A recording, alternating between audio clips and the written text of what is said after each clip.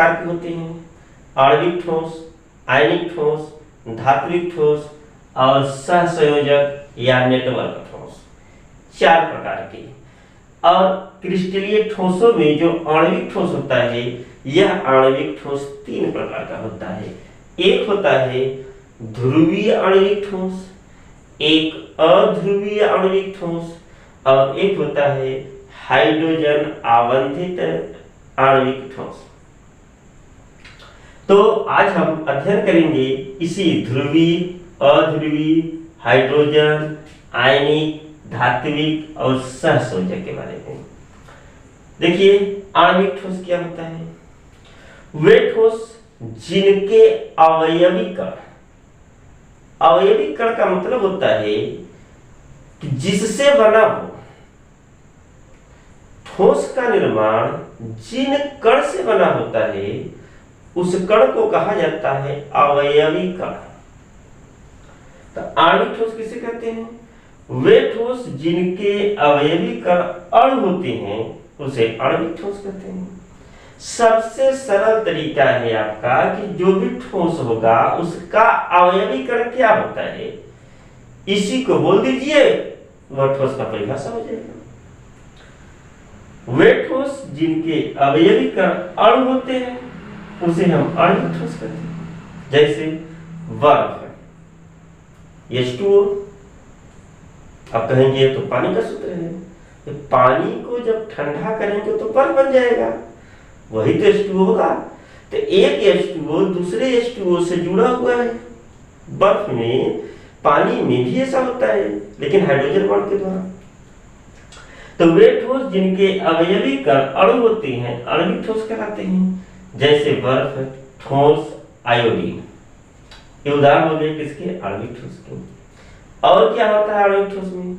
आणविक ठोसों में जो अवयवी कण होता है दुर्बल वान डर वाल्स बल द्वारा आपस में बंधे रहते हैं। जो अवयवी कण है वे एक दूसरे से कैसे बंधे रहते हैं?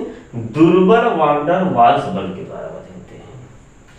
और क्या होता है आणविक ठोस में? आणविक ठोस मुलायम और विद्युत के अचालक होते हैं। आणविक ठोस मुलायम होते हैं और विद्युत के अचालक होते हैं। अचालक का मतलब होता है इसमें हम करंट का प्रवाह नहीं कर पाते। इसका गलनांक, इसका मतलब आणविक ठोस का जो गलनांक होता है वह निम्न होता है। गलनांक क्या होता है? वह निश्चित ताप जिस पर कोई ठोस द्रव अवस्था में बदल जाता है उसे हम गलनांक कहते हैं। निम्न वाष्पन के कारण जो आणविक ठोस होता है वह वाष्पशील होते हैं, वाष्पित हो जाते हैं। दूसरा हम आते हैं, आणविक ठोस हो गया। आणविक ठोस के बाद देखिए आणविक ठोस कितने प्रकार के होते हैं? 3 प्रकार के होते हैं। ध्रुवीय आणविक ठोस, अध्रुवीय आणविक ठोस और हाइड्रोजन आबंधित आणविक ठोस। अब हम देखेंगे कि ध्रुवीय आणविक ठोस किसे कहते हैं। देखिए बहुत गर्मी है। देखिए ध्रुवीय आणविक ठोस, जो आणविक ठोस की परिभाषा है उसी में एक शब्द आ गया है ध्रुवीय। ध्रुवीय माने पोल, भाई धन ध्रुव ऋण ध्रुव। तो नाम से ही आपका परिभाषा निकल जाएगा कि वे ठोस जिनके अवयवी कण क्या होते हैं? ध्रुवीय अणु होते हैं। ध्रुवीय अणु होते हैं उसे हम ध्रुवीय आणविक ठोस कहते हैं। वे ठोस जिनके अवयवी कण ध्रुवीय अणु होते हैं उसे ध्रुवीय आणविक ठोस कहते हैं। अब देखिए एग्जांपल, जैसे ठोस HCl, ठोस SO2 सल्फर डाइऑक्साइड, ये क्या है? ध्रुवीय आणविक ठोस है। अब देखिए दूसरा है अध्रुवीय आणविक ठोस। वे ठोस जिनके अवयवी कण कैसा होना चाहिए? नाम से ही है, अध्रुवीय अणु होना चाहिए।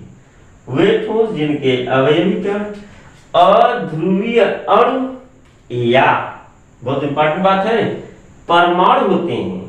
कैसा होना चाहिए? अध्रुवीय, उसे हम अध्रुवीय अणु ठोस कहते हैं। जैसे निम्न ताप पर, देखा अध्रुवीय अणु का क्या एग्जांपल होगा?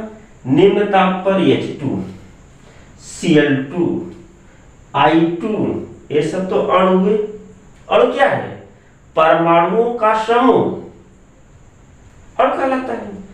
H2 का निर्माण कैसे होगा? 2H से होगा। 2 हाइड्रोजन परमाणु को मिला दीजिए, H2 का एक अणु निर्माण होगा। Cl2 2 क्लोरीन परमाणु मिलाइए, क्लोरीन का अणु प्राप्त होगा। यह तो हो गया क्या? अध्रुवीय आणविक ठोस। या Ar और हीलियम, इसको ध्यान दीजिए, आर्गन और हीलियम अणु तो नहीं है, लेकिन यह आपका होगा अध्रुवीय आणविक ठोस। यहां लिखे हैं या परमाणु होते हैं, कैसा होना चाहिए? अध्रुवीय। उसे हम क्या कहते हैं? अध्रुवीय आणविक ठोस। अध्रुवीय आणविक ठोस।